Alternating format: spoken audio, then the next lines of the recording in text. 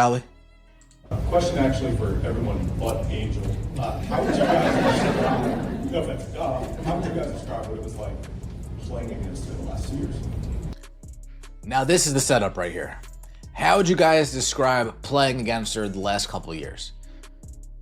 Folks, I mean, let's just use a certain somebody as an example. It's really tough. Not only can she beat you off the dribble, but she pulls up from the logo. Pay close attention to Angel Reese's face right here. This is her introductory press conference with the Atlanta Dream, the moment she's supposed to be celebrating her fresh start. A reporter asks what should be a softball question. What was it like playing against Angel? This is where teammates usually pile on the compliments, talk about how tough she is, how glad they are she's on their side now. Watch what happens instead. Folks, I mean, let's just use a certain somebody as an example. It's really tough. Not only can she beat you off the dribble, but she pulls up from the logo. So I always have to be ready, and I always have to be ready on the defensive end. As soon as she crosses half court, she's a threat. Her passes, so it's not just her scoring ability, it's her passing ability too that I need to worry about. As soon as I think that I have an angle cut off or a lane cut off, nope, Caitlin Clark, she manages to get that pass through. I've never seen anything like it before. And then she's one of the best rebounding guards in the league. Her defense is underrated. I'm extremely glad she's on our team. Now I can get all those passes from her. Now the defense is going to be double teaming her, and every game plan is going to be focused on stopping that player. So I'm going to be getting a lot of open buckets. I'm just using that as an example. Right?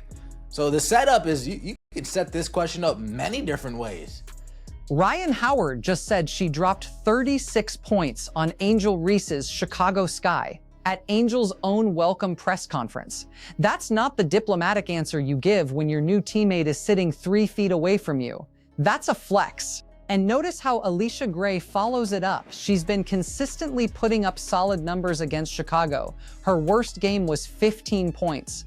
They're not saying Angel made them work for it. They're saying the Chicago Sky, Angel's team, was easy work. This isn't how these press conferences usually go.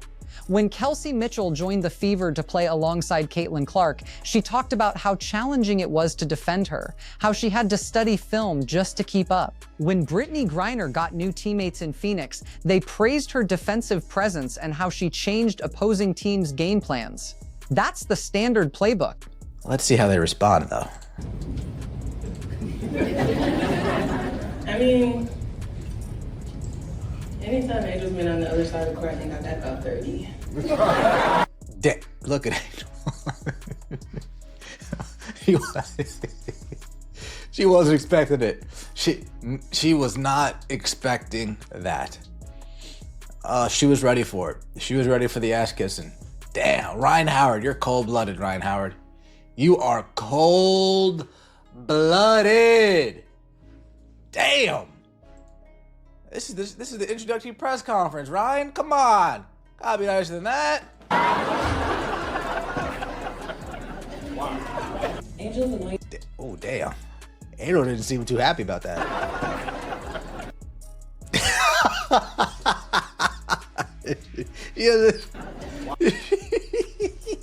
She doesn't seem too happy about that one bit. Hey, don't shoot the messenger. Angel's annoying as hell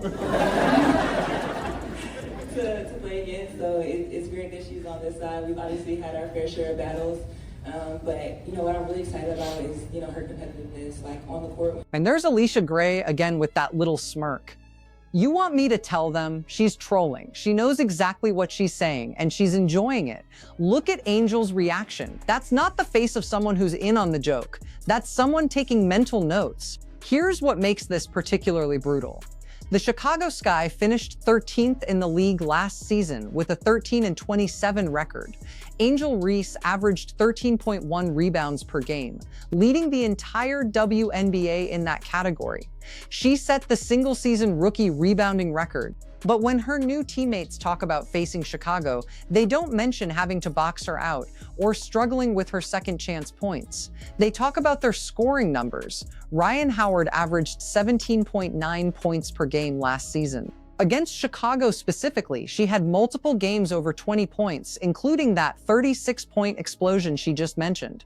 Alicia Gray averaged 16.2 points per game and consistently performed well against the Sky. These aren't made-up stats, they're highlighting a real pattern.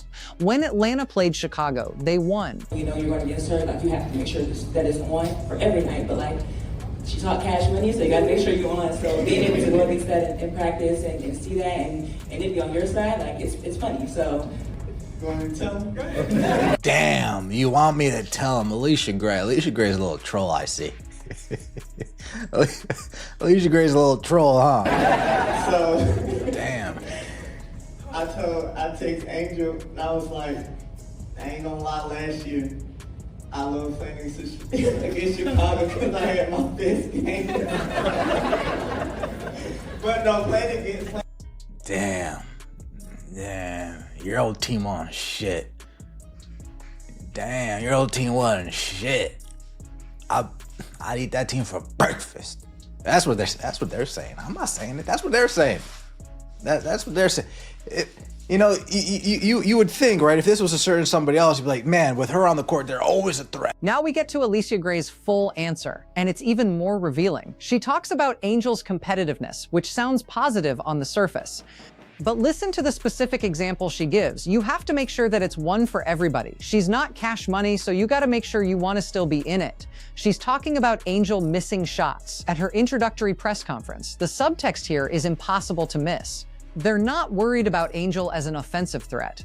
They're excited about her rebounding and her competitive fire, but they're not talking about her as someone who kept them up at night game planning. Compare this to how teams talk about facing Aja Wilson. Defenders mention her footwork, her mid-range game, how she can score from anywhere. When teams talk about Breanna Stewart, they discuss her versatility and how she forces you to adjust your entire defensive scheme. Always a threat. I never feel comfortable going up against that team because they're always a threat, especially with that person on the court. And if she's not getting off offensively, she's making sure other people around her are getting off. Man, it was a pain in the ass playing against that team, especially with that player on it. But no, this is hey, even with you on the floor, to be honest with you, this was light work. even with you, I mean, this was easy money. Damn, you hate to see it. Playing against Angel, I always be like, dang, like, how she grab all them rebounds? And then, like, when we be at the free throw line, like, I'll be like, I'm not even, like, going in, like, you got 3 rebounds, because she's just so, like, strong. So it's just like, me being a guard, I'm not finna battle with a post for a rebound. So, I mean, it's very... What was Breanna Jones' answer? We don't have that in this clip. What was Breanna Jones saying? Hey, Breanna Jones, what was it like you going up against Angel Reese? Oh, it was easy. It was easy. She went by me, and I just said, oh, she's gonna miss this layup anyway. Stoink! Rebound. We out.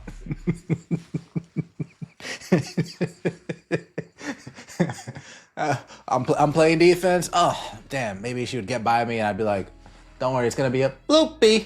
Moving on. And here's the kicker. The question was specifically about playing against Angel Reese, not the Chicago Sky as a whole, not the coaching staff or the system. Angel Reese, and both Ryan Howard and Alicia Gray immediately pivoted to talking about how they dominated Chicago as a team. That's a deliberate choice. Think about what this reveals about how the league actually views Angel Reese versus how she's portrayed in media coverage. She's got massive social media numbers, over 4 million Instagram followers. She's a cultural icon with fashion deals and mainstream recognition. But when professional players who actually compete against her are asked about the experience, they don't sound intimidated. They sound confident, almost dismissive. The Atlanta Dream went 18-22 last season, finishing 8th and making the playoffs. Chicago went 13-27 and missed the postseason entirely. So there's a talent gap between these rosters that has nothing to do with Angel Reese. But the way Howard and Gray are talking, you'd think they were explaining why they never worried about Chicago, even when Angel was on the floor. Shoot. You hate to see it. You hate to see it. Angel taking mental notes. She's gonna burn that franchise to the ground. Damn, yeah. Basketball is secondary to AR. She looks like she's about to attend an awards gala.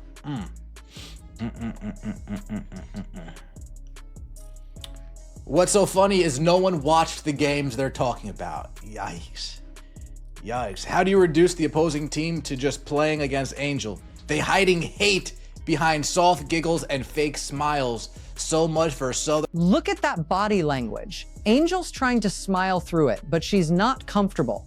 This is supposed to be her moment. The Dream traded Aerial Powers, Cheyenne Parker, and draft capital to acquire her. She's supposed to be a foundational piece they're building around. Instead, her new teammates are basically saying they used to cook her old squad for breakfast. Here's what nobody's talking about in the immediate reaction to this clip. Angel Reese shot 39.1% from the field last season. That's below league average. Her true shooting percentage was 47.9%, which ranks in the bottom third of the league. She attempted 173 three-pointers and made only 18.5% of them. These are real numbers that explain why Alicia Gray felt comfortable making that not cash money comment. But here's where this gets complicated. Angel Reese's value isn't supposed to be in her shooting efficiency. She's a rebounding specialist who averaged 13.1 rebounds per game as a rookie. That's elite production. She grabbed 4.6 offensive rebounds per game, which led the entire league. Those second chance opportunities matter. They extend possessions and create additional scoring chances for teammates. So why aren't her new teammates talking about that? Why isn't Ryan Howard saying, "I'm excited because now when I miss, Angel's going to be there to give me another chance"? Why isn't Alicia Gray talking about how Angel's offensive rebounding is going to open up the floor for her? Instead, they're joking about how they used to score on Chicago. The answer might be in how Angel Reese's rebounding numbers were accumulated. She led the league in offensive rebounds, but Chicago also had the second worst field goal percentage in the WNBA at 41.8%. When your team misses more shots, there are more rebounding opportunities available. Angel grabbed those rebounds, which is valuable, but it's different from someone like Asha Wilson, who gets her rebounds while playing on a team that shoots efficiently. Chicago averaged 81.3 points per game last season, which ranked 11th out of 12 teams. Their offensive rating was 96.7, dead last in the league. So when Ryan Howard and Alicia Gray talk about their scoring performances against Chicago, they're referencing games against one of the worst defensive teams in the WNBA. Angel Reese's defensive rating last season was 112.4, which is below average. Now, some of that is on the team around her. Chicago's defensive scheme was inconsistent, their rotations were questionable, and they had injuries throughout the season. Marina Mabrey, who was supposed to be a veteran leader, got traded mid-season to Connecticut. Kalea Copper left in free agency before the season started. The Sky were in organizational chaos, and Angel Reese was a rookie trying to hold together a dysfunctional situation. But here's what makes this press conference moment so revealing. Ryan Howard and Alicia Gray could have acknowledged all of that context. They could have said Angel was in a tough situation in Chicago. We're excited to see what she can do with better talent around her. They didn't. They went straight to, "We used to dominate that team." That tells you something about how they actually view her game. They see the rebounding numbers, but they also saw the missed shots, the defensive breakdowns, the limitations, and they're not particularly worried about adjusting their games to accommodate her. They think she's going to adjust to them. Atlanta's offense last season was built around Ryan Howard and Alicia Gray creating their own shots. Howard had a usage rate of 26.8%, meaning more than a quarter of Atlanta's possessions ended with her shooting, getting fouled, or turning the ball over. Gray's usage rate was 23.1%. They're both high-volume scorers who need the ball in their hands. Angel Reese's usage rate in Chicago was 21.9%, which is substantial for someone who's not an efficient shooter. The question Atlanta has to answer is, how do you integrate a player who needs touches to be effective but doesn't space the floor? How do you maximize her rebounding without clogging the paint for your primary scorers? These are legitimate basketball questions that the Dream's coaching staff will need to solve. But based on this press conference, it doesn't sound like Howard and Gray are planning to change their games much. They're expecting Angel to fit into their system, not the other way around. And maybe that's the right approach. Maybe Angel Reese needs to expand her game and become more efficient. But it's a stark contrast to how some other high-profile rookies have been integrated. When Caitlin Clark joined Indiana, The Fever immediately adjusted their offense to maximize her playmaking. They spread the floor, ran more pick and rolls, and designed plays to get her the ball in space. The entire system bent around her strengths. When Cameron Brink joined Los Angeles, the Sparks adjusted their defensive schemes to take advantage of her rim protection. The team adapted to the rookie, not the other way around. Angel Reese isn't getting that treatment in Atlanta. She's joining an established system with established stars who just told her on camera that they used to dominate her old team. That's a power dynamic issue that's going to play out all season long. And here's the thing about power dynamics in professional sports. They're usually established early and they're hard to change. If Angel Reese comes into training camp trying to assert herself as a primary option, Howard and Gray are going to point their track records. Howard was an all-star in 2023. Gray has been a consistent double-digit scorer for years. What's Angel's counter-argument? Her rebounding numbers on a 13-win team. This is why that press conference moment matters. It's not just awkward, it's revealing. It shows you exactly how Angel Reese is viewed by her new teammates, not as a franchise-altering talent they need to build around, but as a useful role player who's going to help them win more games by cleaning up the glass. That might be realistic, but it's not the narrative Angel Reese has been selling to her fans. On social media, Angel presents herself as a superstar. She's got the endorsement deals, the fashion presence, the cultural influence. She talks about being one of the faces of the league. But in that Atlanta press conference room, her teammates are talking about her like she's a solid rotation piece who's going to help them make the playoffs. There's a massive gap between those two perceptions, and eventually something's going to have to give. So the question becomes, was this press conference a wake-up call for Angel Reese, or was it a sign of deeper issues in Atlanta? Because if your teammates are willing to talk like this at your introductory press conference, what are they saying behind closed doors? And how is that going to affect team chemistry when the games start mattering? What do you think? Are Ryan Howard and Alicia Gray being honest about what they saw playing against Angel, or did they cross a line at her own press conference? Drop your thoughts in the comments, and if you want more WNBA analysis that goes beyond the headlines, subscribe to the channel, because this story is just getting started and we're going to be following it all season long.